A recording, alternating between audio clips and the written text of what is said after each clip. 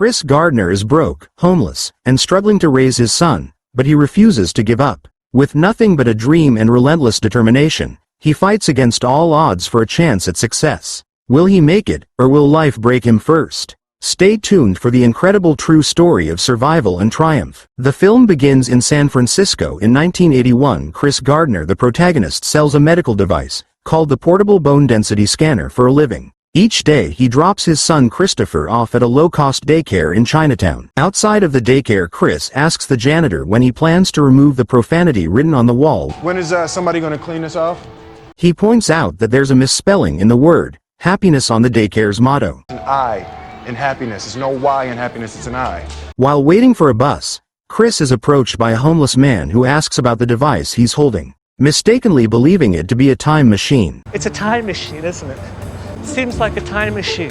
Afterwards, Chris visits various hospitals that might need the medical device he's selling.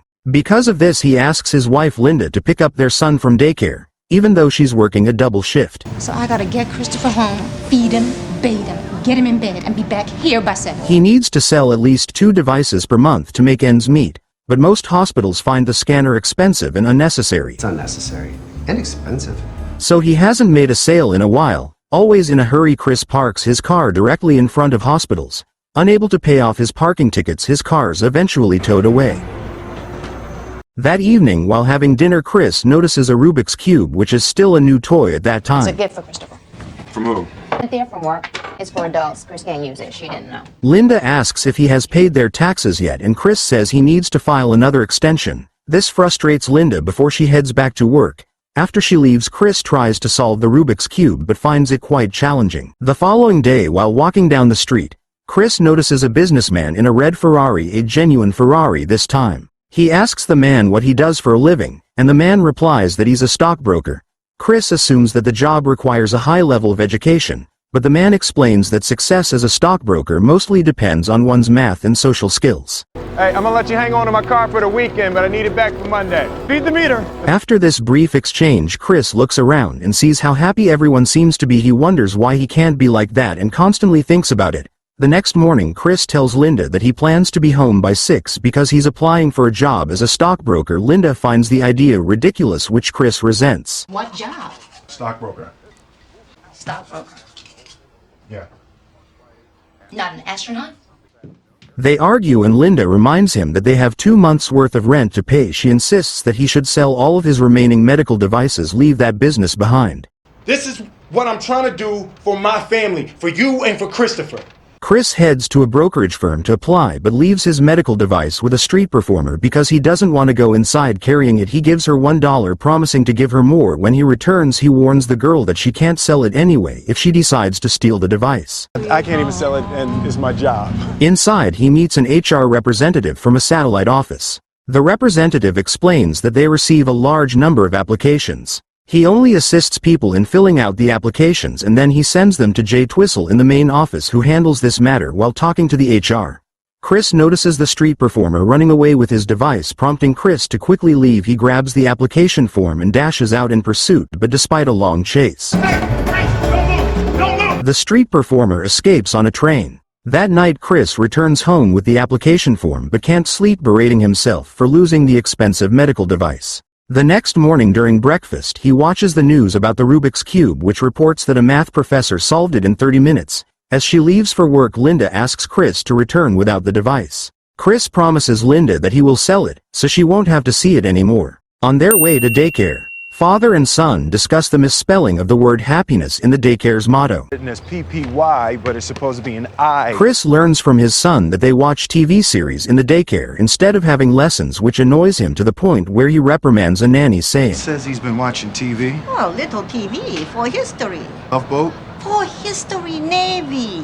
He could watch television at home. However, she tells him that he can go and pay more at another daycare. Moreover, she points out that he's often late with his payments, so he has no right to complain. Can you at least put the dog upstairs in your room or something? But afterward, Chris heads to Dean Witter Reynolds to submit his completed application form directly to Twistle, the head of HR. Their conversation is brief because Jay is in a hurry after leaving the office. Chris spots the street performer and her accomplice carrying the stolen medical device. Hey! Enraged, he chases after them, trying to evade Chris. A performer jumps onto a bus. Chris narrates that he spent his life savings on these machines. I spent our entire life savings on these things. Believing them to be revolutionary. I even asked the landlord to take a picture. But most hospitals and doctors saw them as unnecessary luxuries. So if I lost one, it was like losing a month's groceries. After a determined chase, he finally retrieves his device sitting at a bus stop. Christopher reminds his father of the promise to sell the I'm not devices. supposed to have any of those. Later that day, Linda notices both devices at home and becomes thoroughly disappointed after giving their son a basketball for his birthday. Chris tries to explain to Linda what happened earlier, but she doesn't want to hear it. Chris promises that everything will be fine, but Linda no longer believes him. In the next scene, Chris catches Jay while he's hailing a taxi and reminds him about the application form he submitted a month ago. Jay tries to excuse himself, saying he has somewhere to be, sensing an opportunity. Chris lies, claiming he's headed to the same destination, and offers to share a ride. Jay reluctantly agrees and they both get into the taxi. Inside the cab, Chris talks about his skills and personality, but Jay is too focused on solving a Rubik's Cube to listen. Chris notices and offers to solve the cube to catch Jay's attention. Pretty sure I can do it. No, you can't. Let me see it. Skeptical Jay hands it over. Chris explains the mechanics of the puzzle while working on it, and the taxi driver listens intently, holding his own cube in his hand. Jay jokes that he drives around all day just to see Chris solve it, before Jay reaches his destination. Chris completes the puzzle, impressing both Jay and the driver. Good job. However, Jay leaves Chris behind, which means that Chris has to pay the fare. Chris tells the driver to drop him off a couple of blocks away. When the car stops at a light, he tries to flee, but realizes he left his medical device behind. He runs back to grab it, I'm sorry! prompting the driver to chase after him, threatening to kill him. Chris manages to escape by diving into the subway and boarding a train. However, as the doors close on his hand, he loses the medical device. The same homeless man who mistook the device for a time machine sees it left behind. That evening, Chris calls Linda to apologize for not being able to pick up Christopher from daycare, furious after missing her shift. Linda tells Chris that she and Christopher are leaving. Sure enough, when Chris gets home, he finds his wife and son gone. At that moment, he receives a call from Jay, who tells him to write down his secretary's number so they can talk the day after tomorrow. With all of Linda's belongings gone, Chris can't find a pen and has to memorize the number. 56. Okay, buddy. All right, yes, thank you very much. He rushes to a nearby store to write it down, but his friend approaches, talking about a recent football game. 17 seconds left. Blam! Wayne, Chris struggles to remember the number while listening to his friend talking about scores. you owe me money. You owe me $14. I'm gonna get that to you. I need my money. The following day, Chris catches up with Linda, who has just dropped Christopher off at daycare. Leave me alone. Never take my son away from me again. Chris allows her to leave but insists that she can't take their son. That day, Chris returns to the daycare earlier than usual and picks up Christopher before Linda arrives. He takes his son home that night. The landlord asks Chris for the rent, but Chris promises to pay later. The landlord suggests moving to a nearby motel, which is half the cost of the apartment. He demands that Chris leave by the next morning since painters are coming. My son up in here. Chris pleads with the landlord to let him stay longer and offers to paint the apartment himself. The landlord agrees, giving Chris 1 more week as long as he paints the rooms. The next day, while painting the walls, Chris hears a knock on the door. He opens it to find 2 policemen who instruct him to accompany them to the station. Chris pays his parking ticket at the police station, but the officer tells him it will be verified at 9 a.m. Verify at 9:30 tomorrow morning. Yeah, you gotta stay until this thing clears. No, I can't spend the night here. I have to pick up my son. We verify at 9:30 tomorrow morning. I have a job interview at Dean Witter at 10:15 tomorrow morning. I cannot stay 9:30 here. tomorrow morning. What am I supposed to do with my son? Maybe we can go and have social services pick him up. With no other option, Chris calls Linda to look after Christopher while he's gone. Linda agrees but says she'll return Christopher late. As a result, Chris spends the night at the station. The following day, Chris rushes to his interview at Dean Witter Reynolds with no time to change. He arrives still wearing the same clothes from the day before, embarrassed by his disheveled appearance. Mr. Gardner. He initially doesn't respond when the secretary calls his name. Eventually, he enters the interview room and the panel visibly reacts with disappointment at his unkempt look. Chris bluntly explains that he was arrested the previous day for not paying parking tickets. I've been sitting out there for the last half hour trying to come up with a story that would explain my being here dressed like this. And I wanted to come up with a story that would demonstrate qualities that I'm sure you all admire here, like earnestness or diligence. And I couldn't think of anything. So the truth is, I was arrested for failure to pay parking tickets. Parking tickets? During the interview, Mr. Frohm, the head of the panel, appears unimpressed. Jay. Yes, sir. How many times have you seen Chris? No, I don't know. One too many, apparently. Is he ever dressed like this? No, jacket and tie. Oh, he's been waiting outside the front of the building with some 40-pound gizmo for over a month. However, Chris's communication skills shine through and he manages to make the panel laugh, easing the tension in the room. What would you say if a guy walked in for an interview without a shirt on? And I hired him. What would you say? You must have had on some really nice pants. Afterward, Jay congratulates Chris for impressing the panel despite his informal attire. However, Chris tells him that he'll think about the job because he learns that there's a 6 months intern period where you will not be paid at all. Jay urges him to continue. You know what I'll look like if you back out? You know what I'll look like to the partners? Yes, an ass a-hole.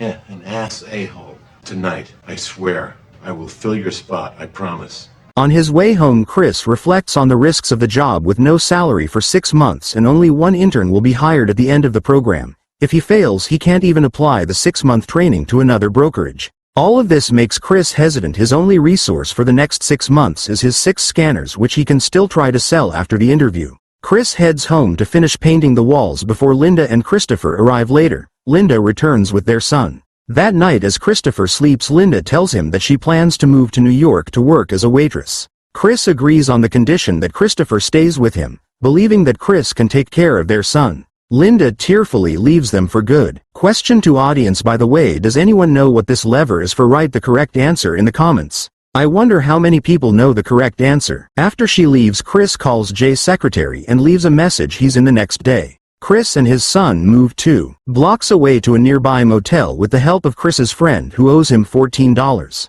Since it's Saturday, Chris takes Christopher to play basketball before heading out to sell a bone density scanner. While shooting hoops, Christopher tells his father that he dreams of going pro. Chris, however, discourages him, saying that he was below average in basketball when he was young and that Christopher will likely end up the same. I don't want you out here shooting this ball around all day and night, all right?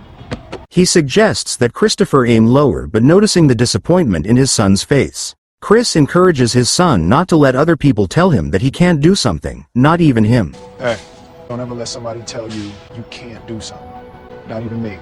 They then head to a hospital to sell the scanner and the hospital agrees to buy it, giving them some much-needed cash. When cashing the check, Chris lets his son buy a chocolate bar. The following day, Chris starts his internship learning about the trade.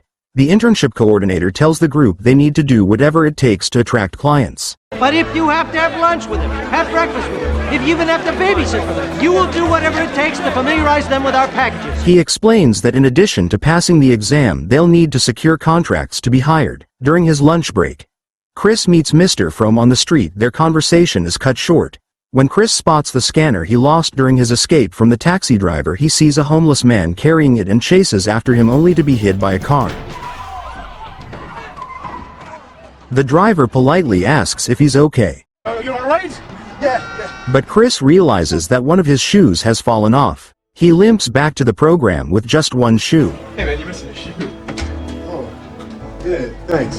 And must go around the city like this for the rest of the day. You don't have a shoe. Afterward, the film shows a series of scenes where Chris is constantly ordered around to buy things for his internship coordinator. He feels underrated and unappreciated every day after his internship. Chris rushes to catch the bus by 4 p.m. to pick up his son from daycare and then takes the crosstown bus to make it home by 10 p.m. He continues to struggle with rent payments at the motel. I'm gonna get that for you. At the brokerage, all the interns work their way through call sheets, contacting potential clients from the bottom up, aiming to eventually reach CEOs. Although interns are expected to stay until 7 p.m. Chris needs to pick up his son, so he only has 6 hours instead of 9 to do his job. To maximize his time, he's not hanging up the phone in between calls, saving 8 minutes each day. He also avoids drinking water to cut down on bathroom breaks. Despite these measures, after 2 months he still can't progress through a full call sheet. Frustrated, he decides to break protocol and jumps up the list, calling to the CEO of the company directly. To his surprise, he manages to secure a meeting with Walter Ribbon. Can you be here in 20 minutes? Absolutely. Just had someone cancel. Come now. Give you a few minutes before the 49ers. Yes, sir. Thank you very much. See you soon. As he's rushing out of the building, his internship boss asks him to move his car. Chris explains that he has a meeting with client, but the boss insists. And you have to jimmy that. Jimmy what? You have to jimmy the key, and the other doors don't unlock. Chris wastes precious time struggling with the jam door and searching for a parking space. Unable to find one, he drives to Walter Ribbon's office in his boss's car, but gets caught in traffic, causing him to miss the meeting. Chris Gardner, I have an appointment with Walter Ribbon. Oh, you just missed him. On his way back, he finds a parking ticket under the windshield wiper. That night at a diner, Chris fills up a check to pay that parking ticket. Parking ticket. We don't have a car anymore. He tells his son to assist him at a business meeting this weekend. Christopher initially refuses, but his father convinces him to come by saying that they might possibly go to a football game. In fact, he hopes that Mr. Ribbon will invite them to a game. Really? Possibly. The following morning, as they head to Walter Ribbon's house, Christopher asks when they will be going to the football game. Said possibly we're going to the game. Do you know what possibly means? Like probably? Good chance that we're going. Possibly means we might not. What does probably mean? Means that we're not going to the game. How did you get so smart? You're smart. He then knocks on Mr. Ribbon's door. Sir Chris thanks him for the opportunity the previous day despite missing it and claims they were visiting a close friend in the neighborhood. He also lies about their plans to attend the football game, and his strategy works. Mr. Ribbon invites the father and son to join them in the box seats. Hey, you guys want to come with us? We're going now. Come with us. Where are your seats? Oh, we're upper deck. We got a box. Come on. You want to sit in the box? No. Not actually a box. It's a private section. It's more comfortable. You want to go? Okay. To appear like a successful manager, Chris hides the fact that he doesn't even own a car. Hey, why don't you just put that in your car? Sure. We don't have a car. Ah! Oh my God. What happened? I think I got stung by a bee. You all right? Oh, yeah. Goodness, I'm fine. During the game, Mr. Ribbon admits he likes Chris, but says there's no chance he'll accept his offer. Relax. Let's play the game. Go, go! Nevertheless, Chris and his son enjoy the game from the box, and Chris gets to network with Mr. Ribbon and his business companions. After 4 months, Chris has sold all his scanners, giving him just enough money to make it through his internship. However, this progress is abruptly halted when the IRS frees his bank account for unpaid taxes, leaving him broke. Chris, don't jerk me around, okay, Chris? I'm not jerking you around, Ralph. All right? I'm gonna get it. Desperate for some cash, Chris asks his friend for the money he's owed, but his friend believes the debt was already settled when he drove Chris and Christopher to the motel. You drove me 2 blocks, Wayne. That's 200 yards. Frustrated, Chris argues with him until the friend slams the door in his face. Get my money, Wayne. Later that day, while watching his son play at a playground, Chris spots the medical device he lost on the subway. He catches the homeless man carrying it and finally retrieves the scanner. However, the homeless man starts shouting that he needs the time machine to go back in time to see Jimi Hendrix burn his guitar. Bring back my time machine! Chris and Christopher rush to sell the device only to discover it's broken, though the hospital promises to pay once it's fixed. Chris, just come back when it's working. I have to fix it now. No. Chris is distraught. That night, they return to the motel only to find their belongings outside the room. Chris tries to open the door but discovers the lock has been changed. Exhausted, Christopher begins to cry, begging his father to let them in. Desperate for a place to stay, Chris seeks help from the friend who owes him money. But Wayne won't even open the door. With no other options, Chris and his son are forced to move again. Despite their exhaustion, they end up in a train station where Christopher points out that the device isn't really a time machine as the homeless man had claimed. To lift his son's spirits, Chris pretends it is. Yes, it is. He presses the button and acts as if they're transported back to the time of dinosaurs, inviting Christopher to join the fantasy. Chris tells his son they need to hide in a cave from the dinosaurs. A cave. They move to the bathroom, playing along with the game, and stay there for the night while his son sleeps. Chris quietly cries, feeling the weight of this low point in his life. He covers Christopher's ears when people pound on the door. The next day, Chris heads to work with a suitcase. Jay notices and asks where he's headed, prompting Chris to make up a story about going to Sacramento to play golf with potential clients. Hey, let him run around. In the next scene, Chris and Christopher try to find shelter at a homeless center but are turned away because it's only for women and children. Women and children. You can stay here, but you have to find someplace else to go. We gotta stay together. A staff member directs them to another shelter a few blocks away, and they rush to make it by the 5 p.m. cutoff. After waiting in line, they're almost denied a spot because the shelter is nearly full. Luckily, they secure a room. After security finds that the person in front of them tried to cheat his way to the front of the line. Inside the homeless shelter, Chris tucks in his son and then tries to fix the broken scanner. He finds broken parts in it. He reads his books under streetlights since the electricity is turned off at night. The daily routine of lining up at the homeless shelter becomes part of Chris and Christopher's life. Dad, why don't you leave it? Can't.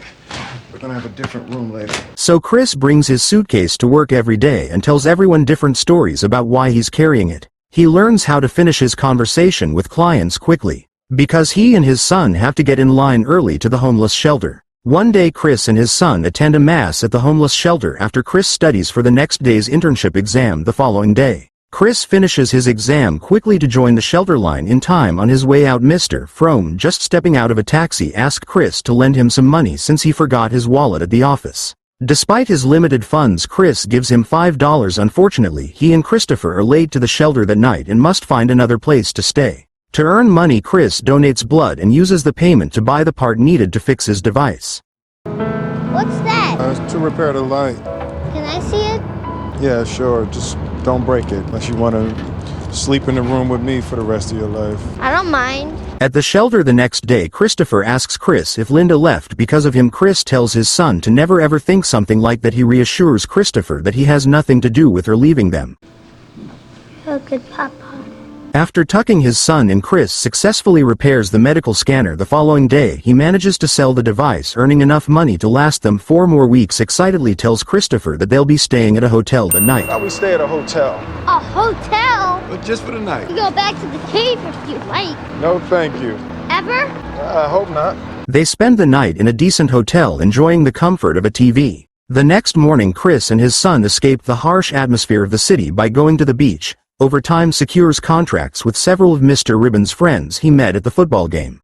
In the next scene, Jay congratulates Chris on his final day in the internship program. While they're in the bathroom, he commends Chris for securing many clients and tells him that regardless of what happens next, he did a fantastic job. The message feels like a farewell speech, which makes Chris even more nervous. Later, Chris is called in by his internship coordinator, who leads him to Mr. Frohm. Noticing Chris is wearing a new shirt, Mr. Frohm comments on it. Chris tells him that it's because he's on his last day as an intern. Mr. Frohm replies that he hopes Chris will wear it again tomorrow because tomorrow will be his first day as a full-time employee. Was it as easy as it looked?